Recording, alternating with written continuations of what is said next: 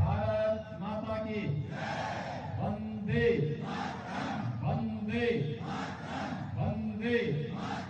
योगी जी को जय श्री राम, जय श्री राम, जय श्री राम। योगी जी को जय श्री राम, जय श्री राम, जय श्री राम।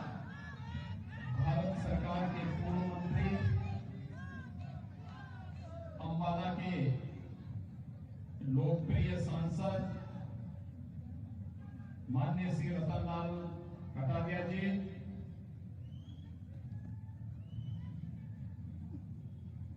हिमाचल प्रदेश विधानसभा के चुनाव में कसौली विधानसभा सीट से लोकप्रिय प्रत्याशी और प्रदेश सरकार में जिन्होंने स्वास्थ्य, परिवार कल्याण और आयुष विभाग को संभाल करके मेडिकल कॉलेजेस की एक श्रृंखला हिमाचल प्रदेश में देने का कार्य किया है, ऐसे लोकप्रिय विधायक डॉक्टर राजीव सहजल जी,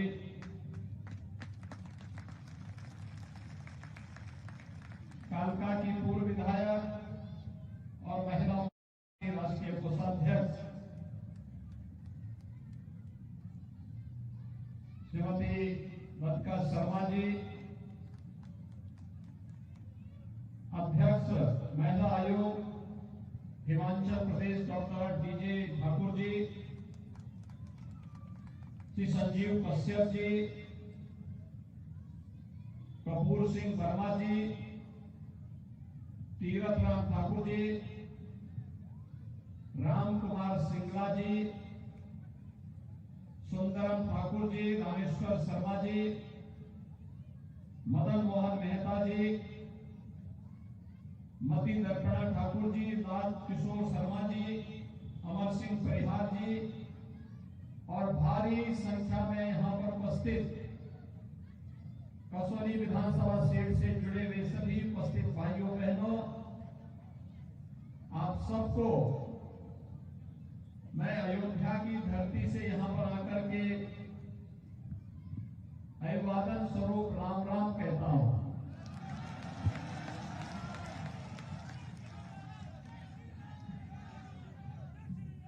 भाइयों बहनों, आप सब जान रहे हैं, आज मैं प्रातः काल से ही हिमाचल प्रदेश की अनेक विधानसभा सीटों पर प्रचार करते हुए अब आपके इस कस्बे में आया हूं। जबरदस्त लहर है भारतीय जनता पार्टी के पक्ष में पूरे हिमाचल प्रदेश में।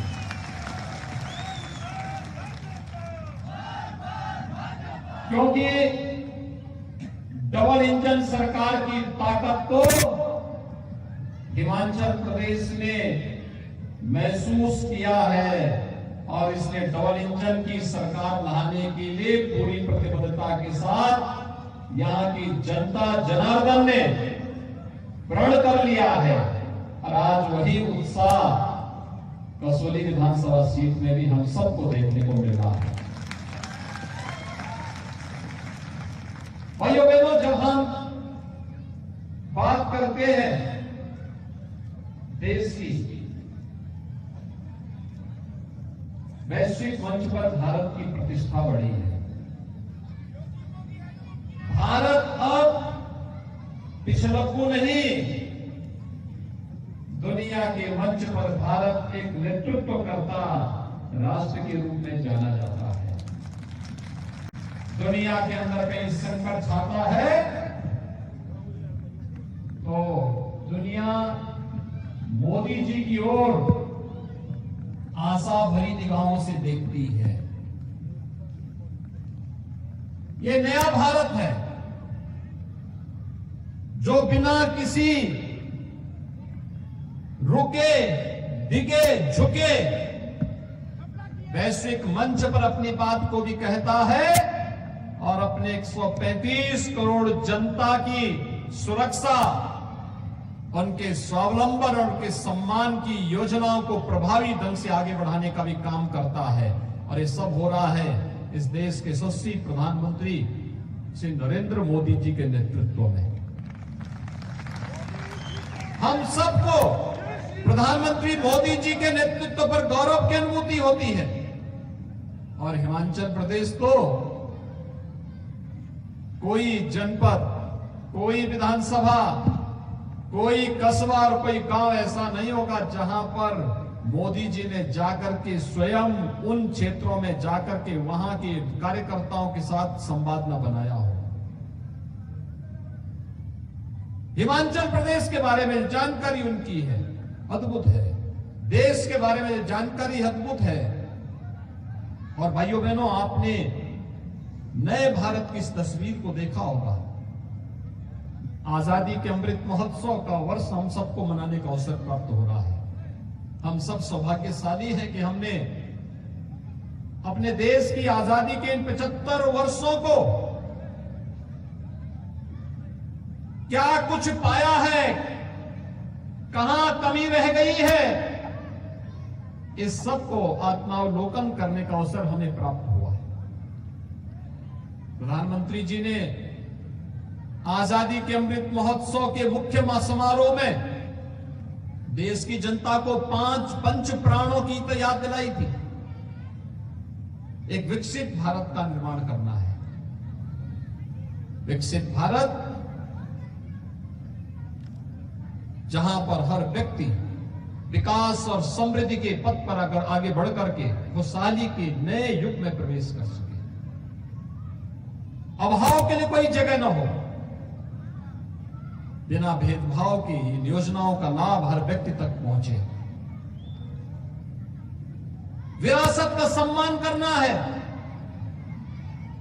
अयोध्या में श्री राम जन्मभूमि पर भगवान श्री राम के भव्य मंदिर का निर्माण, भाइयों बहनों, 500 वर्षों की तपस्या के बाद, संघर्षों के बाद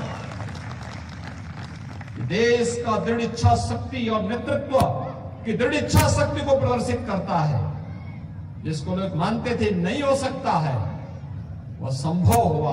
आज अयोध्या में भगवान राम का भव्य मंदिर का निर्माण का कार्य चल रहा है। भव्य मंदिर का कार्य, भाइयों बहनों, काशी में काशी विश्वनाथ धाम आप जाइए, कैसे संवर चुका है। इस काशी विश्वनाथ मंदिर में जाने के लिए 5 फीट की गली हुआ करती थी। आज वहां पर 5 फीट नहीं, आज वहां पे 100 मीटर का चौड़ा गलियारा आपका स्वागत करता है। जहां 10 लोग खड़े नहीं हो सकते थे, आज 1 लाख श्रद्धालु एक साथ खड़े होकर के बाबा विश्वनाथ का दर्शन कर सकते हैं। यही है विरासत का सम्मान।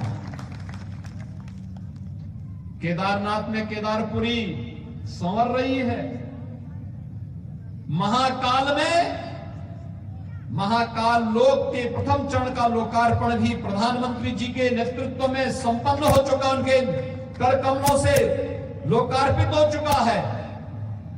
एक और आस्था का सम्मान और दूसरी ओर देश के उन अमर नायकों का जिन्होंने देश की आजादी के लिए अपना सर्वस्व न्यौछावर किया था। आजादी के अमृत महोत्सव वर्ष में उन सबको भी सम्मान देने का काम भारत कर रहा है। देश की सीमाओं की रक्षा करते हुए जो जवान शहीद हो गए या जिन्होंने अपना पूरा जीवन समर्पित किया है, उन जवानों का सम्मान जगह जगह होते हुए गौरव की अनुभूति होती है। यही तो विरासत का सम्मान है। बिना भेदभाव के शासन की योजना का लाभ हर व्यक्ति तक पहुंचे।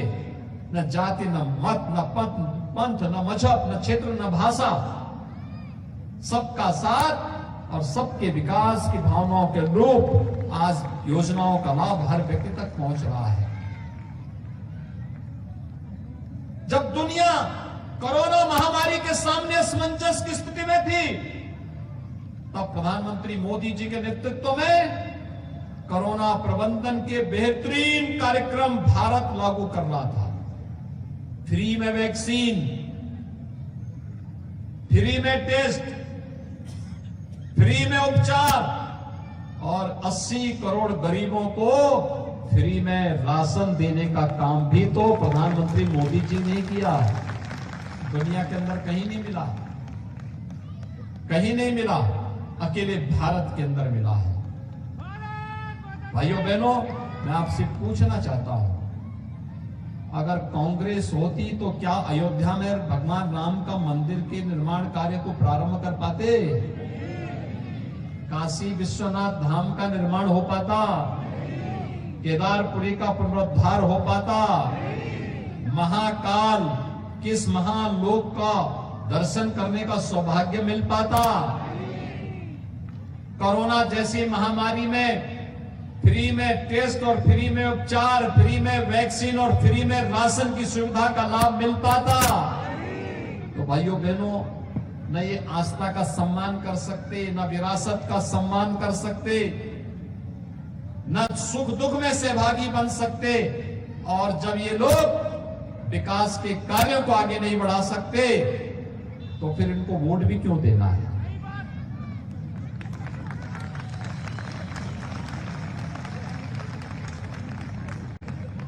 और मैं तो आपके पास एक बात कहने के लिए आया हूं। अभी यहां पर डॉक्टर राजीव सहजल जी अपनी बात कह रहे थे।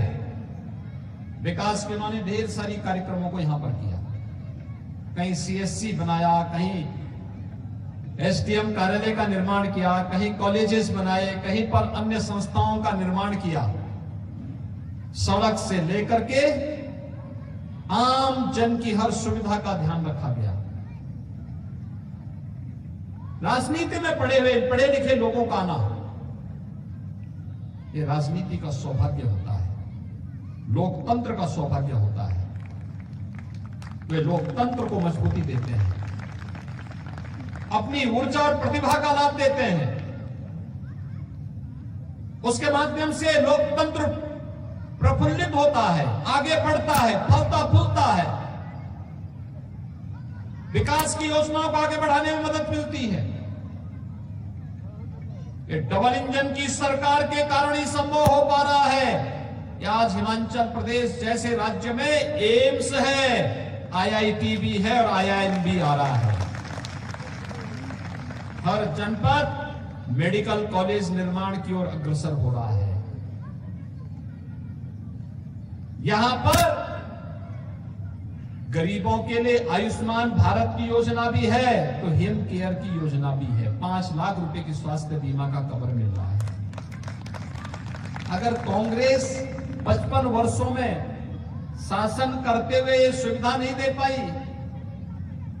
वृद्धजनों को पेंशन नहीं दे पाई, यानी कांग्रेस ने पेंशन की सुविधा का कहां शुरू किया था? 80 साल से ऊपर का जो हो जाएगा, 80 साल तक कोई जीवित रहेगा तब पेंशन पाएगा ना।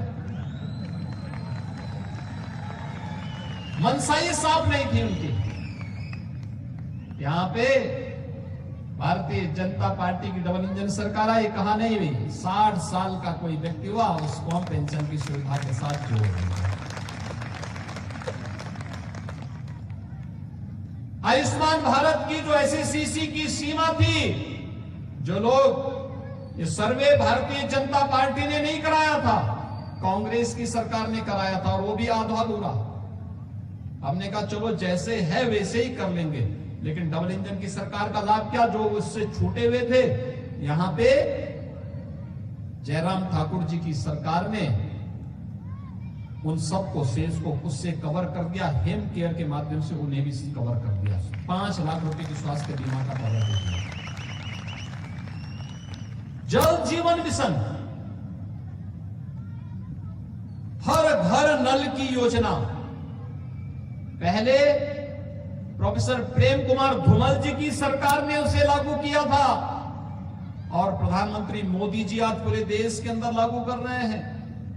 गरीबों के लिए आवास, पीएम आवास की योजना हो, ग्रामीण या शहरी दोनों का लाभ मिल रहा है। गरीबों को विद्युत के फ्री में कनेक्शन मिल रहे हैं, उज्ज्वला योजना के कनेक्शन मिले हैं। आखिर कांग्रेस 55 वर्षों तक कर क्या रही थी? और भाइयों बहनों, जब ये 55 वर्षों तक नहीं कर पाए तो आज क्या कर पाएंगे? अब उनके बस के बाहर है। इसीलिए देश की जनता ने आजादी के अमृत महोत्सव वर्ष में एक संकल्प ले लिया। एक संकल्प, आजादी के अमृत महोत्सव वर्ष में आपने देखा होगा, अभी उत्तर प्रदेश विधानसभा का चुनाव हुआ था, कांग्रेस के कितने सदस्य चुने गए मालूम है? 2। 403 में से मात्र 2 कांग्रेस जीती है। कोई व्यक्ति मरता है, कंधा देने के लिए भी 4 लोग चाहिए होते हैं ना, वहां मात्र 2 है। भाइयों बहनों, क्या स्थिति हो चुकी है? देश की जनता तय कर चुकी है, जो देश पर बोझा बन चुके थे अब उनको ढोने की आवश्यकता भी नहीं, जहां पड़े हैं वहीं उसको अपनी गति की प्राप्त करने की। और इसलिए भाइयों बहनों, हम सब बड़ी सतर्कता के साथ, बड़ी सावधानी के साथ कार्य करें। और मैं तो आपके पास एक बात कहने के लिए आया हूं। देखिए, डबल इंजन की सरकार है, विकास डबल गति से कर रही है, एकदम बुलेट ट्रेन जैसा विकास हो रहा है हिमाचल प्रदेश में। मैं तो आपके पास कहने के लिए आया हूं, देखो उत्तर प्रदेश से मैंने माफियाओं को पूरी तरह मार करके भगाया है, थोड़ी सी चूके नहीं।